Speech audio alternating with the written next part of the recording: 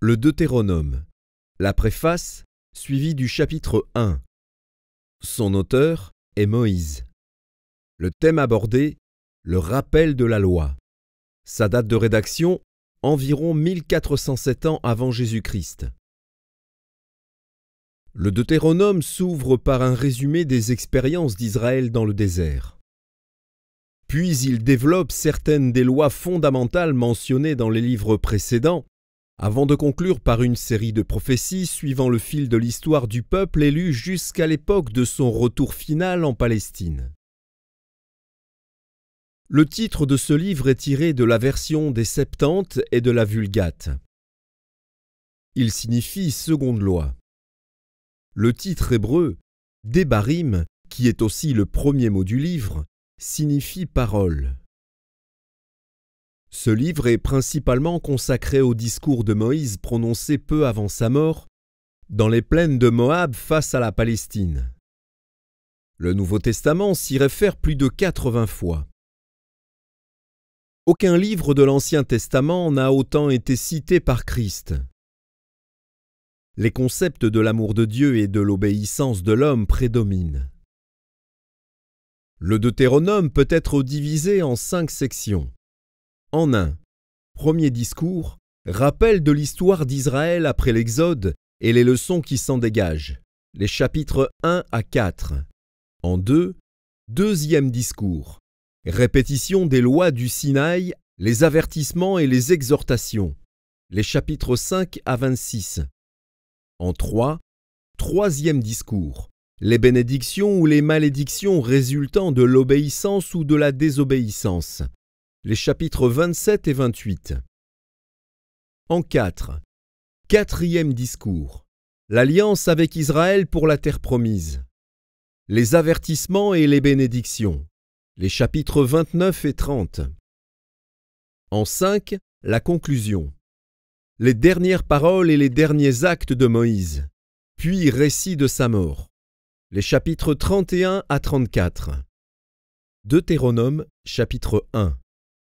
Voici les paroles que Moïse adressa à tout Israël, de l'autre côté du Jourdain, dans le désert, dans la plaine, vis-à-vis de Souf, entre Paran, Tophel, Laban, Hatséroth et Dizahab. Il y a 11 journées depuis Horeb, par le chemin de la montagne de Séhir, jusqu'à Kadès-Barnéa. Dans la 40e année, au 11e mois, le premier du mois, Moïse parla aux enfants d'Israël selon tout ce que l'Éternel lui avait ordonné de leur dire.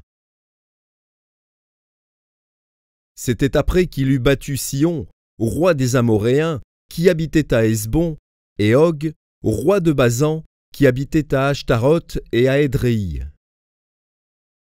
De l'autre côté du Jourdain, dans le pays de Moab, Moïse commença à expliquer cette loi, et dit : « L'Éternel, notre Dieu, nous a parlé à Horeb en disant : Vous avez assez demeuré dans cette montagne. Tournez-vous et partez. Allez à la montagne des Amoréens et dans tout le voisinage, dans la plaine, sur la montagne, dans la vallée, dans le Midi, sur la côte de la mer, au pays des Cananéens et au Liban, jusqu'au grand fleuve, au fleuve d'Euphrate. Voyez, j'ai mis le pays devant vous. Allez et prenez possession du pays que l'Éternel a juré à vos pères, Abraham, Isaac et Jacob, de donner à eux et à leur postérité après eux. Dans ce temps-là, je vous dis, je ne puis pas, à moi seul, vous porter. L'Éternel, votre Dieu, vous a multipliés, et vous êtes aujourd'hui aussi nombreux que les étoiles du ciel. Que l'Éternel, le Dieu de vos pères, vous augmente 1000 fois autant, et qu'il vous bénisse comme il vous l'a promis. Comment porterai-je, à moi seul, votre charge, votre fardeau et vos contestations? Prenez dans vos tribus des hommes sages, intelligents et connus, et je les mettrai à votre tête. Vous me répondîtes en disant : Ce que tu proposes de faire est une bonne chose. Je pris alors les chefs de vos tribus, des hommes sages et connus, et je les mis à votre tête comme chefs de 1000, chefs de 100, chefs de 50 et chefs de 10, et comme ayant autorité dans vos tribus. Je donnai, dans le même temps, cet ordre à vos juges. Écoutez vos frères, et jugez selon la justice les différends de chacun avec son frère ou avec l'étranger. Vous n'aurez point égard à l'apparence des personnes dans vos jugements. Vous écouterez le petit comme le grand. Vous ne craindrez aucun homme, car c'est Dieu qui rend la justice. Et lorsque vous trouverez une cause trop difficile, vous la porterez devant moi pour que je l'entende. C'est ainsi que je vous prescrivis, dans ce temps-là, tout ce que vous aviez à faire. Nous partîmes d'Horeb, et nous parcourûmes en entier ce grand et affreux désert que vous avez vu. Nous prîmes le chemin de la montagne des Amoréens, comme l'Éternel, notre Dieu, nous l'avait ordonné, et nous arrivâmes à Kadès-Barnéa. Je vous dis, vous êtes arrivés à la montagne des Amoréens, que l'Éternel, notre Dieu, nous donne. Vois, l'Éternel, ton Dieu, met le pays devant toi. Monte, prends-en possession, comme te l'a dit l'Éternel, le Dieu de tes pères. Ne crains point, et ne t'effraie point. Vous vous approchâtes tous de moi, et vous dites, envoyons des hommes devant nous, pour explorer le pays, et pour nous faire un rapport sur le chemin par lequel nous y monterons et sur les villes où nous arriverons. Cet avis me parut bon, et je pris 12 hommes parmi vous, un homme par tribu.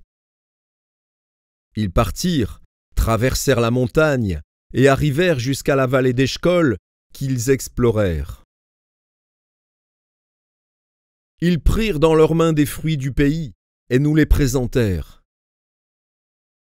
Ils nous firent un rapport, et dirent, « C'est un bon pays, que l'Éternel, notre Dieu, nous donne. » Mais vous ne voulûtes point y monter, et vous fûtes rebelles à l'ordre de l'Éternel, votre Dieu. Vous murmurâtes dans vos tentes, et vous dites, « C'est parce que l'Éternel nous hait, qu'il nous a fait sortir du pays d'Égypte, afin de nous livrer entre les mains des Amoréens et de nous détruire. » Où monterions-nous? Nos frères nous ont fait perdre courage, en disant, « C'est un peuple plus grand et de plus haute taille que nous. Ce sont des villes grandes et fortifiées jusqu'au ciel. Nous y avons même vu des enfants d'Anak. » Je vous dis, ne vous épouvantez pas et n'ayez pas peur d'eux. L'Éternel, votre Dieu, qui marche devant vous, combattra lui-même pour vous, selon tout ce qu'il a fait pour vous sous vos yeux en Égypte, puis au désert, où tu as vu que l'Éternel, ton Dieu, t'a porté comme un homme porte son fils pendant toute la route que vous avez faite jusqu'à votre arrivée en ce lieu. Malgré cela, vous n'eûtes point confiance en l'Éternel, votre Dieu, qui allait devant vous sur la route pour chercher un lieu de campement, la nuit dans un feu afin de vous montrer le chemin où vous deviez marcher, et le jour dans une nuée. L'Éternel entendit le bruit de vos paroles. Il s'irrita et jura en disant, « Aucun des hommes de cette génération méchante ne verra le bon pays que j'ai juré de donner à vos pères, excepté Caleb, fils de Jephunnée. Il le verra, lui, et je donnerai à lui et à ses enfants le pays sur lequel il a marché, parce qu'il a pleinement suivi la voie de l'Éternel. » L'Éternel s'irrita aussi contre moi, à cause de vous, et il dit, « Toi non plus, tu n'y entreras point. » Josué, fils de Nun, ton serviteur, y entrera. Fortifie-le, car c'est lui qui mettra Israël en possession de ce pays. Et vos petits-enfants, dont vous avez dit, ils deviendront une proie. Et vos fils, qui ne connaissent aujourd'hui ni le bien ni le mal, ce sont eux qui y entreront C'est à eux que je le donnerai, et ce sont eux qui le posséderont. Mais vous, tournez-vous, et partez pour le désert, dans la direction de la mer Rouge. » Vous répondîtes en me disant, « Nous avons péché contre l'Éternel.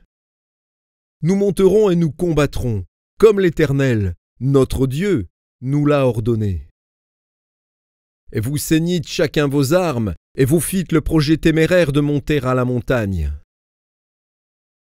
L'Éternel me dit, « Dis-leur, ne montez pas et ne combattez pas, car je ne suis pas au milieu de vous. Ne vous faites pas battre par vos ennemis. Je vous parlais, mais vous n'écoutâtes point. Vous fûtes rebelles à l'ordre de l'Éternel, et vous montâtes audacieusement à la montagne. Alors les Amoréens, qui habitent cette montagne, sortirent à votre rencontre, et vous poursuivirent comme font les abeilles. Ils vous battirent en Séhir, jusqu'à Horma. À votre retour, vous pleurâtes devant l'Éternel. Mais l'Éternel n'écouta point votre voix, et ne vous prêta point l'oreille. Vous restâtes à Kadès, où le temps que vous y avez passé fut de longue durée.